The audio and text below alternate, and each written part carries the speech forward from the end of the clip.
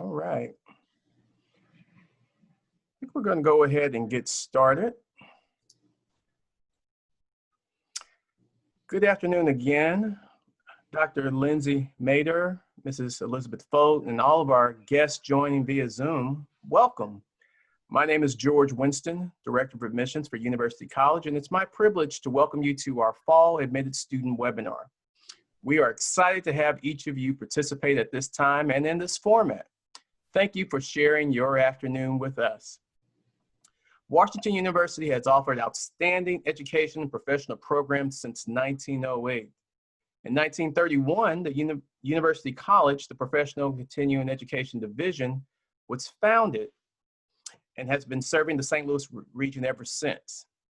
Now in 2020, our goal remains the same: to give adult students the opportunity to experience the excitement of attending and earning a degree or certificate from a world-class research institution. Today, two of University College's best are here to help share information and tips that will allow you to have a smooth transition into our school. My colleagues will be discussing things like the importance of working with an academic advisor throughout your program, how to take advantage of student services when necessary, giving you an overview of our online course structure, and then how to leverage the online platform to get the most out of your course, and much more. So over the next 60 minutes, I believe you will be informed, encouraged, and reassured that you've made an excellent decision to pursue your education at University College at Washington University. Before I hand it over to Elizabeth Fogt, our Director of Advising and Student Services, I wanted to say once more on behalf of University College, welcome. It's wonderful to see you here. Elizabeth? Thanks, George. We're so glad to have all of you here. And I guess I want to start by saying that we really want to get to know each and every one of you. We have a saying at WashU that we want to know every student by name and by story. And I think that's definitely very true.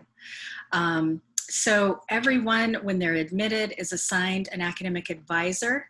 If you're not sure who that is, if you log into the admission system in your portal, in your admit letter, you'll see that person's name. Or feel free to reach out to me and ask me. I'm happy to connect you with the right person. We can help you with a variety of things, certainly, choosing your courses, mapping your curriculum, understanding the degree requirements for your program. But we also really do want to know what your interests are, what brought you here, a little bit more about who you are, and we really would like to help you reach your goals. Even though we are working remotely, I want you to know that we are very, very available to you. The best part of our day is being able to talk with students and meet with students, even though it's virtually right now. And I'm going to show you how to make an appointment, how to find all of our information. Just quickly, I'll share my screen. And so if you start from the University College homepage and go to resources, advising is here in the second line, and this is going to take you to our homepage with contact information for everybody. So if you click on meet with whoever your advisor is, you can very easily make a phone appointment or a Zoom appointment. It's very simple, and we're happy to either have a video chat or to call you, and we have a variety of times available, hopefully to suit your schedule. So please definitely, if you haven't already had a conversation with your advisor, we really would like for you to do that. Even if you're registered and you're happy with your courses, we still want to get to know you. Hopefully we'll be working with you for quite a while in the future. The other thing I want to mention is that Your advisor really can be a point person for you for connecting with the rest of the university. So, this is a big place. There are a lot of resources. For this fall, certainly there are a lot that normally you would, go and find on ground, face-to-face, which have online accessibility and new formats. I just want to encourage you that if you are looking for something, if there's something you need, there's something you're not sure how to accomplish, reach out to your advisor. We definitely would be happy to help you. If you're trying to do something that we can't actually help you with specifically, we certainly can refer you to the right person. So feel free to use your advisor as a good WashU connection and a starting point for whatever you might need. I think those are the main points for advising. We're here, and certainly feel free to email us. That's a good way to reach us. And feel free to give a call to our office numbers. Those do roll over to us here at home. So we are happy to talk to you and hopefully help you with problems or, just get to know you better. So with that, I will hand you over to Lindsay Meador. Hi everyone. So as both George and Elizabeth mentioned, my name is Lindsay Meador. I'm an instructional specialist here in University College. So that means that I work very closely with all of our instructors, trying to, I work with them to help them teach the material that they're experts in. So what that has meant over this summer is that we've worked really hard on making sure that all of our courses are prepared, that they're launched into our online format in a way so that we have as much consistency across courses as we can, while also realizing that there are a lot of differences between different disciplines. So really trying to bring the strengths of those disciplines through, while also trying to make sure that we have a really good student experience through our online platform. So because all of our courses are online this fall, you will become very, very familiar with our online platform. It's called Canvas. It's used by a lot of colleges and universities, really worldwide now. And I thought maybe I could give you just a quick little drive-through of what you might see when you log on to view any of your courses in Canvas. So once you have registered for courses, then you would be able to access those courses in Canvas. You won't actually be able to get into the course material until your instructor publishes that in a couple of days before class.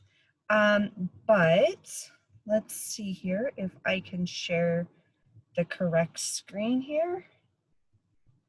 Thank you. All right, so, and that is not quite the correct view that I wanted to show you. Okay, so this is what one of our Canvas courses kind of looks like. So this is really the same content that you would have in a face-to-face course, but our instructors have worked really hard to make sure it's accessible in an online format. This is actually, I'm giving you an example of a course that I teach here at University College because it's a real live course. And this is really the interface that your instructors will use to communicate with you. They'll post announcements here that you can see at the top of the page. Those announcements will also be emailed to you. You can also access details about the course through the syllabus. It's right there in your Canvas course. And this is where your instructor will communicate to you if there are required Zoom meetings, so synchronous meetings on Zoom, if all of the coursework is going to be delivered within certain deadline parameters on Canvas. This is where you'll find out all of that information and be able to actually interact with your instructors, with other students, and really participate in the course. The other really important area on our Canvas course, I'm going to say, is our modules. This is where the instructors will post all of the things that you need to see in your online courses. So this is the content for the courses, all of that stuff, any files that you need to see, all of that stuff will be posted there.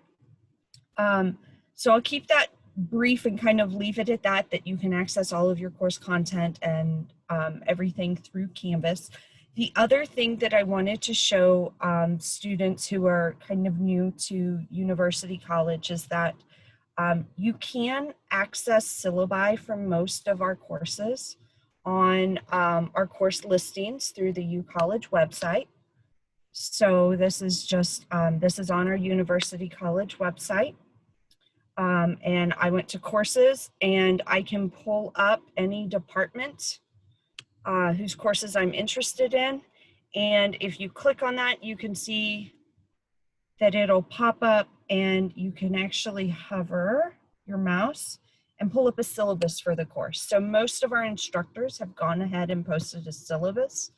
And that's a really quick way to see what the requirements for that course are going to be this year and what that's going to look like in an online setting. And you can also get the instructor's name so that you can send them an email if you have any questions about the course before it's available to you in Canvas. Instructors are happy to answer emails from prospective students. If you're not sure, please feel free to reach out to instructors, ask for the syllabus, ask any relevant questions that you have. I think that's really kind of the two things I wanted to show you is how to get information about your courses and also what our Canvas course structure looks like. So I will hand it back over.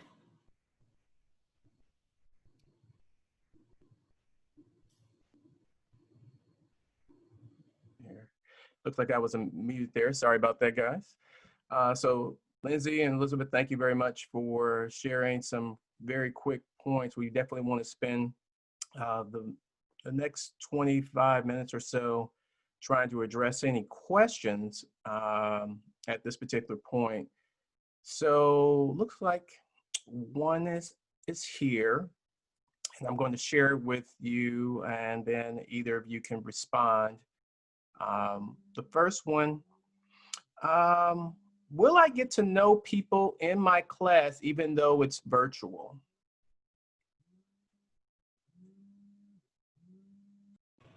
I'll take that one, Elizabeth. Okay, yes, I've unmuted myself. So yes, you will get to know people. I've actually worked with our instructors a lot this summer. Basically, a lot of the ways that you would get to know other students in a face-to-face course, we've worked really hard to take those and put those in a virtual setting. So some instructors are actually setting up kind of orientation sessions through Zoom meetings. So we use Zoom meetings a lot at WashU. So you will be able to log in with either your phone or a laptop and see other students and get to know them there. We also have a lot of opportunities for virtual discussion boards. So where you type up a response to a question. I will say, sometimes people feel a little apprehensive about having to type up a response for a question. But what my students have shared with me is that that gives them a chance, because they're not really on the spot about it, they get to think about their answer. You get to really think deeply about the question that either another student or your instructor has asked. And that gives you a chance to really think thoughtfully about what you're going to respond. And I've seen some really incredible discussions and people get to know each other really well in those. Thank you, Lindsay.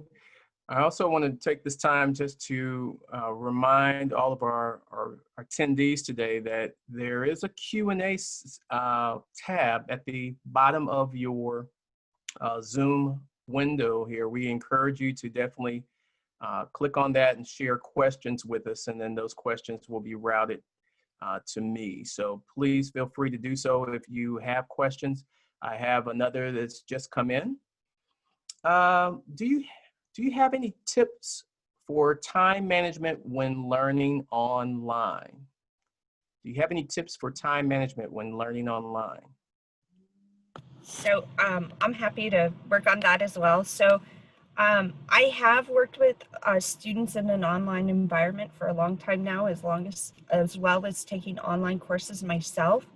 I will say that being successful in an online environment does require at least as much time as it does in a face-to-face environment. So if you think about the time that you put in, that you write on your schedule every week for a face-to-face class, that I'm going to be in class, you need to do the same thing in an online environment, even if you don't have those same time parameters. But I definitely recommend that when you get a copy of the course syllabus, either posted on our course listings, or you can get an email from your instructor or from the Canvas website, to sit down and take a look at it and look at what are the expectations. Am I supposed to be in any Zoom meetings every week? When are the big assignments due? When are exams scheduled for, if the course has exams? And really think about the time that you would have spent in a face-to-face course, and then pencil in that same amount of time on that same schedule for your online course. It really just requires being thoughtful and being diligent. You really have to make sure you set that time aside. I know it's hard. We've all got a lot of competing responsibilities, but learning takes time, and that's required either in face-to-face or in an online format. Great, thank you, Lindsay. We have another question. How can I get a job inside the school? Will those jobs be posted somewhere? And also, is it possible to do research while getting paid as a research assistant, maybe? So I can take that. If you are applying for financial aid, you can ask that WorkStudy be added as a component of that package. Vicki Rue in our finance office would be the person to ask about that if you haven't already. And there will be a variety of jobs available probably in early September. I think they're going to send out information to people who are approved for WorkStudy. So there are jobs in research on the medical campus, both in basic science research and in clinical research. So it's a matter of looking at the options and contacting a hiring manager about some things that you're interested in. Certainly the other thing that anyone can do is take a look at the WashU HR website if you're looking for something full-time or, a traditional part-time, half-time job. WorkStudy is certainly going to be more limited, maybe 8-10 hours a week. So it depends on what you're looking for. But definitely, check out those two options if you're looking for a job. Thank you, Elizabeth. We do have another question, and this one might be right up your alley as well. The attendee says, I'm currently enrolled in the post-bac program, and I reside in Kansas City, Missouri. Now that classes have moved to an online format, would it still be worth it to move to St. Louis for any reason, or would it be better just to take classes online at home? So I think really you could go either way on that. If you do not live in the St. Louis area, this fall, you certainly don't have to be here in person. There are great resources you can take advantage of. If you're a pre-med student, you can still, get help with your personal statement virtually and things like that. So I would say, the important thing is to be sure that you are involved in community service, that you're trying to get some relevant experiences, whether you're at home or whether you're here in St. Louis. So I think that's really a personal decision, but if you decide that you want to be remote entirely and do it from home and perhaps save some money on rent, we definitely understand that. So you're welcome to wait and move over in January. Thank you again, Elizabeth. Next question. They're rolling in. Just keep them coming, guys. Keep them coming. When should we expect what books are required for each class to be posted? I can take that one. So the bookstore is actively, in fact, this week, I know they're asking instructors if there are going to be any required books for a course. So the bookstore is working to make that information available. That is the sort of information that you can see usually always in a course syllabus. So if you access a course syllabus, if it's available on the UCollege website. Also, if it's not there or if you're not sure, don't be afraid to email the instructor and ask them. The bookstore only has as much information as our instructors have given them, so I wouldn't consider them to be the final authority on that. If in doubt, check with your instructor, but I know that they're trying to get those posted over the next couple of weeks. Thank you, Lindsay. Our next question is, how do we get approved to work for WorkStudy and add it to our financial aid? I can take that one. So if you have not filled out your evening school profile yet, you can write a note on that at the bottom of the form that just says, please consider me for WorkStudy. When you hand in that form, that's what triggers our financial aid counselors to put together a package for you. If you've already completed that evening school profile, you can just contact Vicki Rue in our accounting office. Her email is vruh@woostel.edu, and ask her to consider you for WorkStudy, see if that can be added to your package. And then once that's been added and you're approved, you'll be able to see, usually in your financial aid portal, you can see departments that typically hire for WorkStudy, and then when jobs are actually, new jobs are posted for fall, you should be able to see them there as well. Excellent, excellent. We have another question. Will the lectures be posted via Zoom? Will those Zooms be recorded and saved? So I can take that. I'm going to treat those kind of as two separate questions there. So lectures being posted via Zoom, some of our instructors are recording we're trying to get them to record short lectures that will be available to you via Canvas. Some of them will have been recorded in Zoom. Some of them will have been recorded using other software, but it should all be centrally available to you in Canvas. That's another one of the benefits of an online course, is that if you would like, you can watch a video several times if you really want to think through that video.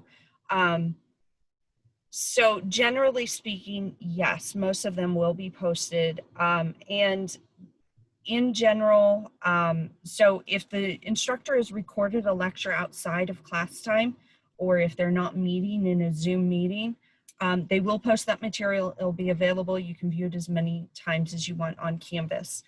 We are asking our instructors who are having synchronous Zoom meetings, so Zoom meetings where everyone's in the same space at the same time virtually. We are asking them to record those because we're certainly cognizant of the fact that sometimes we all have to miss class. We try not to make it a habit, but sometimes it happens and you might need to miss class for whatever reason and want to go review that later. Check with the specific instructor just to make sure, or let them know why you can't attend class, just so that you're in communication with them. But yes, we're trying to make sure that materials are posted in Canvas and that it is available for students who are unable to attend any live Zoom meetings to review later. That has the same benefit as any other type of video material, in that you can rewatch it if you want, which we know helps with learning. So that's certainly something that we're kind of proud of being able to offer now. Lindsay, I'm going to come right back to you. We had a question that just came in. How do we access Canvas? Can you go back and show that again for us? Absolutely. And actually, I don't think I showed the full process here. So let me pull up the correct web page and then I will send it real quick. So this all hinges on having what we call a WorkStudy key and password. So depending on the stage of the program, I don't know if students who are here today yet have a WorkStudy key and password. But once you have that information, you have a WashU email, then you'll have access to all of our stuff. All of the things that are online, and pretty much all of your WashU stuff requires the same, we call it our WorkStudy key, it's the username and password. And I can show you. Here we go. All right, so mycanvas.workstudy.edu is the website that you go to access Canvas. And then from there, you click the first choice there, log on to My Canvas. And I'm actually in student view and it says, Lindsay, you're not actually a student, so that's why it kicked me out there. But here we go. So this is what you'll see then when you log into Canvas. You'll see all of the courses that you have access to. So this is upcoming courses. So for right now, that's going to be fall courses. And it's going to be your current and also your past courses will appear to you on your Canvas dashboard. I have access to a lot of courses, which is why my screen's pretty busy. And then from there, you can choose the course that you want to go into. If right now, most of our fall courses haven't yet been published or made available to students by our instructors. So you'll be able to see it on this page, but you won't be able to get anywhere when you click on it. So just be aware of that. It's not that anything's wrong. It's just that we're still far enough out that your instructor's still building out that web page. I hope that answered the question appropriately.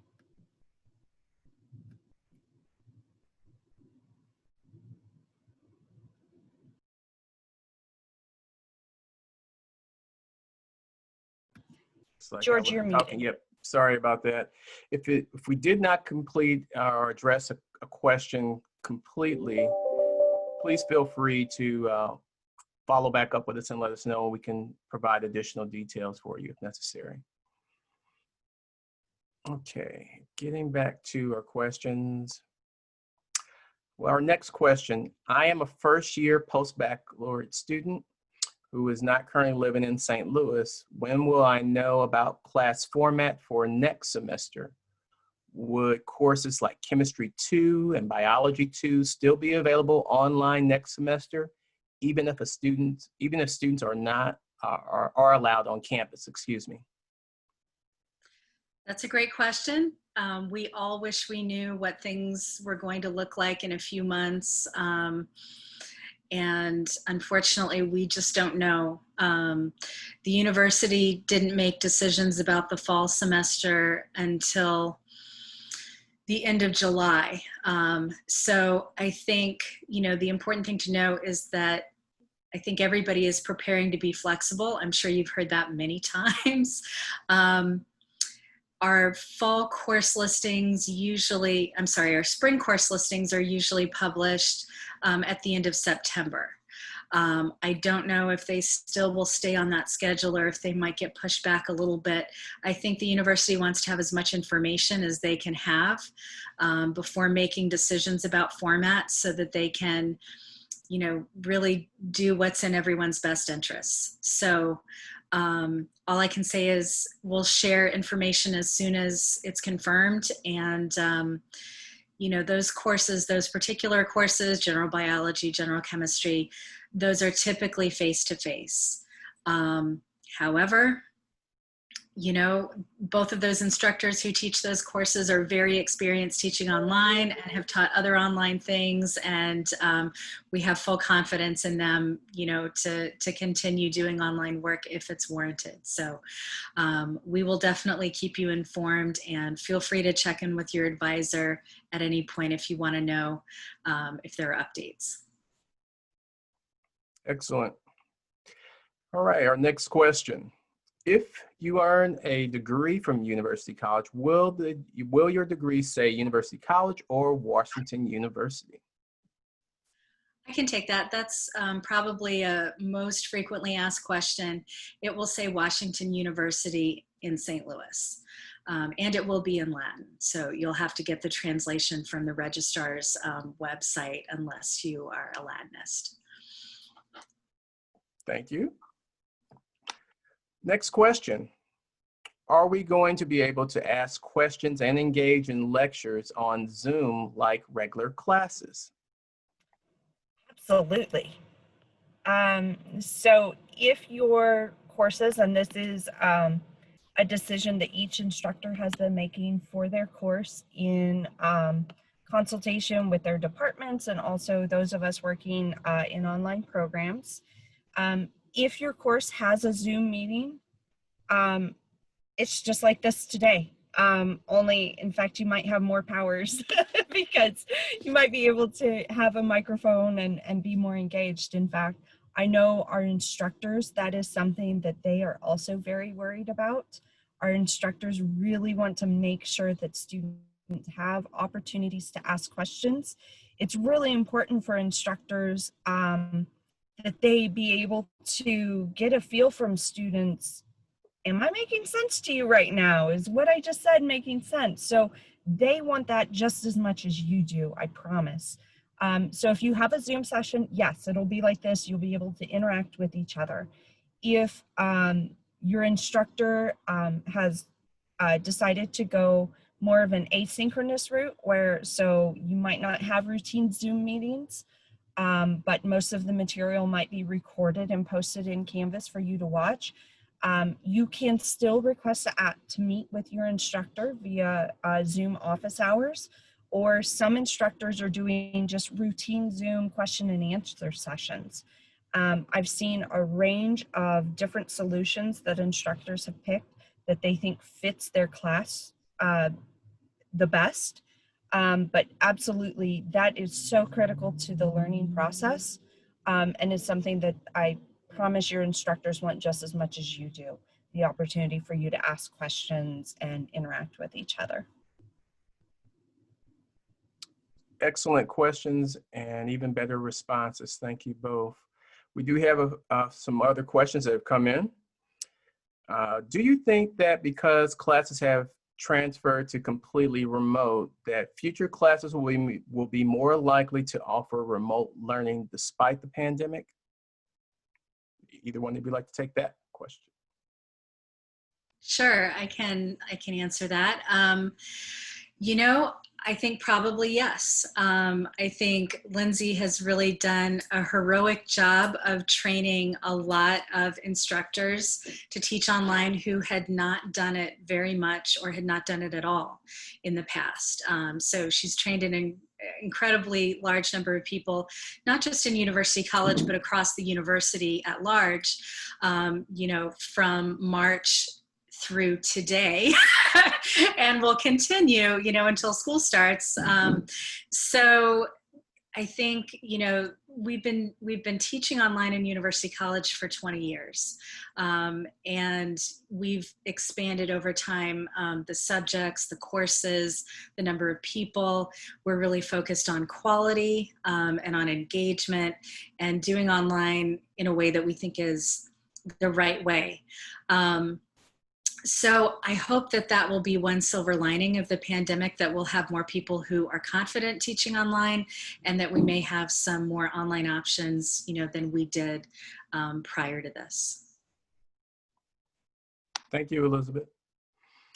Our next question, do I need to get a student ID? How do I go about it if we are not going to be living in St. Louis? Yes, so I can take that. We're actually about to send out a communication to all students next week.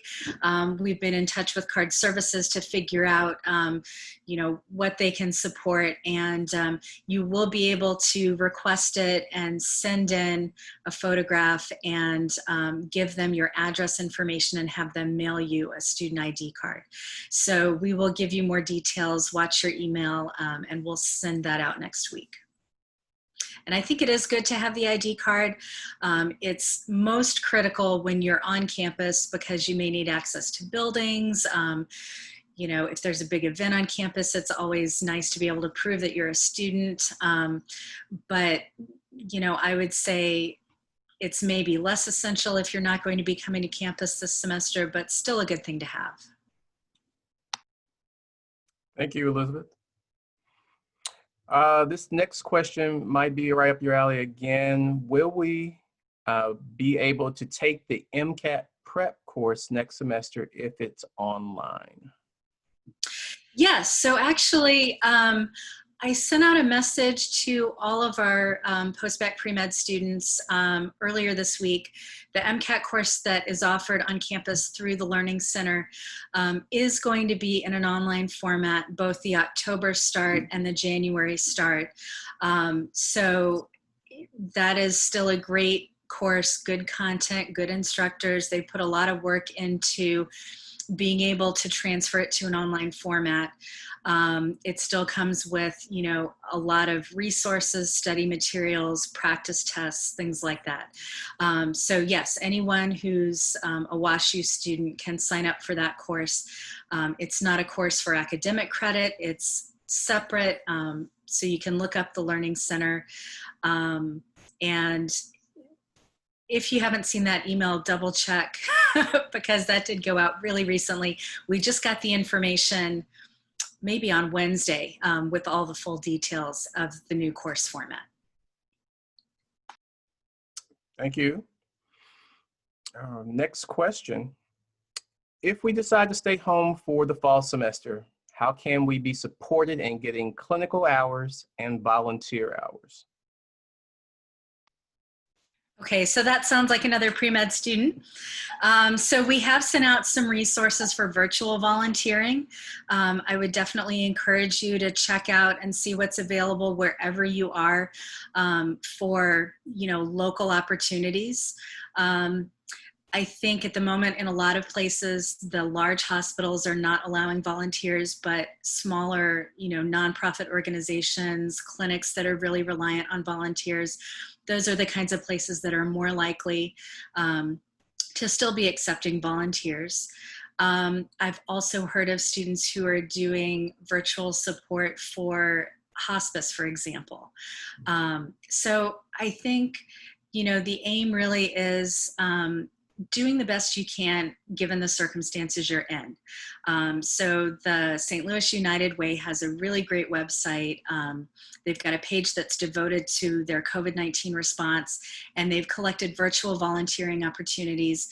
And they also have a sign up for emergency volunteers. So if they have a short-term, emergent need, they can send out to this list of people and you can sign up and go, for just a single day or something. I think if you're applying to medical school later, they'll understand that these were really unusual circumstances and they'll want to know what you did to contribute. And if you contributed to, some of the highest needs in your community, that's going to be really valuable, even if you weren't directly in front of patients. I think the other thing you can do is look for volunteering opportunities where you do have one-on-one contact with someone. That could be as a mentor, it could be as a tutor. I think being able to connect with somebody who may be very different from you and build rapport is an important skill and something that's very transferable to working with patients. So those are a few ideas and starting points, but certainly you can also talk with your advisor about, specifics and things that you might be interested in. Great response, Elizabeth. All right, next question. Are we allowed to consult with more than one advisor, or do we stick with the one assigned to us? Well, we would like you to stick with your assigned advisor so that we can, kind of balance our workload. For one, we do like to get to know you. We want to build a relationship. We feel like, the students that we've gotten to know, we also are in a better position to help because we understand, more about your background and your academic history and things like that. But also because we do spend a pretty significant amount of time with students, we do want to be sure that students are being served, but also that multiple people are not doing redundant work and answering the same questions. So we would like you to connect with the person you're assigned to, and if you have trouble reaching them, or if you have a concern of some sort, feel free to reach out to me. But otherwise, hopefully you can build a good relationship with the person you've started with. Thank you, Elizabeth. Lindsay, I think I finally have a question for you after the little break. Is it better to message your instructor via Canvas or email? I don't think there's an official best way to go about this. This comes down to both your preferences and your instructor's preferences. I will tell you that when you message an instructor through Canvas, so you're in Canvas and you go to the little mailbox to message them, most of the instructors have that set up so that they get an email ping when you send that message. I know that's the way I have it set up. So I'm going to say at first, I don't think it matters a lot. A lot of people do email just because you're already in email all the time. But that's certainly something that might vary by instructor. So not a bad idea just to ask them.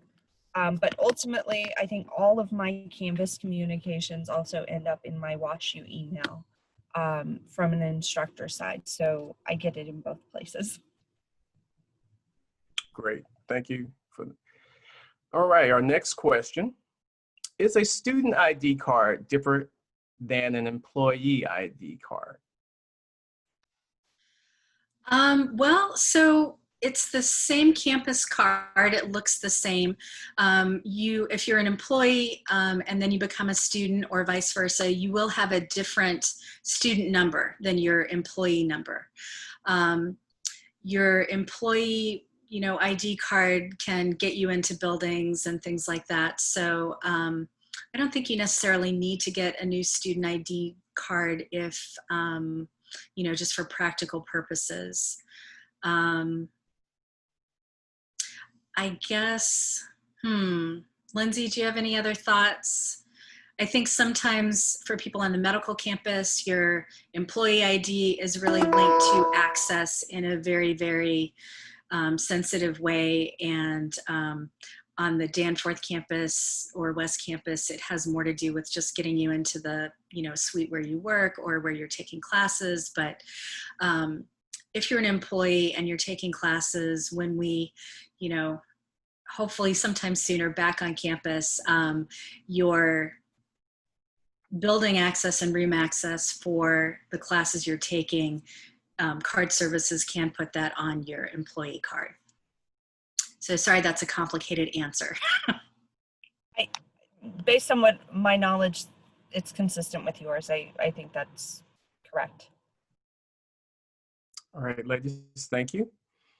Let's see, I think we have another question.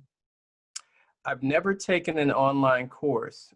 How will online learning be different than what I experienced in the classroom? So first off, there are a lot of people this semester who have never taken an online course before and are doing it for the first time. As well as Elizabeth mentioned, we've got a fair number of instructors. They're teaching their first online course. So I guess at first you're not alone. We're all kind of figuring this out together. That being said, we have done really good online teaching and learning for a long time at University College. And I think some of the key differences are that in order to be a successful online learner, you do really have to be purposeful about it. It does require that you continually check back into Canvas. Sometimes it can be kind of an out of sight, out of mind thing. So I think to me that can be one of the biggest differences. There's certainly individual preferences, and it depends on a whole host of factors, including just your personality. But I think we've done a really good job at working to make the experience. I'm not going to say it's the same. It's definitely going to be different, but it's still going to be a good experience. And there are benefits to learning online, such as you're able to review lecture material, you're able to be more purposeful and thoughtful, but you can also kind of work things around your own schedule to some extent. So your instructor will probably give you content that they expect you to complete by a certain date. And then you can kind of work that around your own personal schedule as well. So there are definitely differences. And some of those you'll figure out what works best for you, but really, I think the best way to be successful with online learning is make sure that you set aside that time that you can devote to learning and being successful. Thank you, Lindsay. Another question, can I work at my own pace in an online course and hand in everything when I'm finished? The short answer is no. All of our online courses are set up such that we work really hard to guide our students through content, through the material, and we do it very purposefully in that while you have somewhat your own schedule that you can work around in many ways, there are due dates. And if your course has a required Zoom session, you need to do your best to attend those. And if you can't, let your instructor know and work that out with them. So there are going to be due dates along the way. Most courses have due dates every single week because we know from a lot of research that's been put into online learning that just like in face-to-face learning, if you cram right before the exam, you're probably going to forget most of what you crammed and tried to study for. And we know that we learn best when we spread it out over time and we're thoughtful about that. And so that's how we've constructed our online courses, because we do want you to succeed. And this is what the research has shown best equips students for success. Great, great. All right, I think I'm at my last question unless some more come in. What is the difference between synchronous and asynchronous instruction? Sure, so that's actually something that, those are terms that get tossed around all of the time when we talk about online learning. So synchronous really is a Zoom meeting like this. We are all present in this space at the same time. We're obviously separated by distance, but we are synchronously here together. Asynchronous is when your instructor posts a reading or posts questions, a discussion question in your Canvas classroom. And within those due dates and parameters, you can engage with that material independently. So not at the exact same moment in time as other students. Thank you, Lindsay. While you were speaking, we did have another question that came in. And I think, Elizabeth, this might be more geared towards you. If we've decided to stay home for this fall semester, can we waive the WashU medical insurance for that semester? So you can fill out a waiver, and they have pushed back the deadline. It normally is September 5th, but it's a bit later this year. We'll send reminders to all post-bac pre-med students about that process. It is a single choice for the entire year though. So as far as I'm aware, I haven't heard of any changes for this academic year. You have to opt in or out at the beginning of the year, and it's coverage that goes until July 31st next year. But I think there has been some discussion of, allowing people to opt out because they're not physically going to be in the St. Louis area. So we will share more information when we have details about that.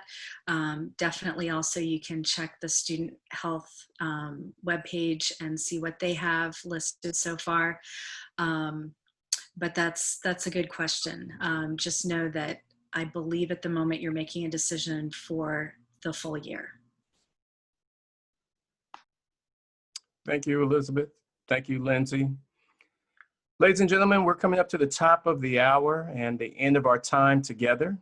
We have received some fantastic questions here today and lots of great information.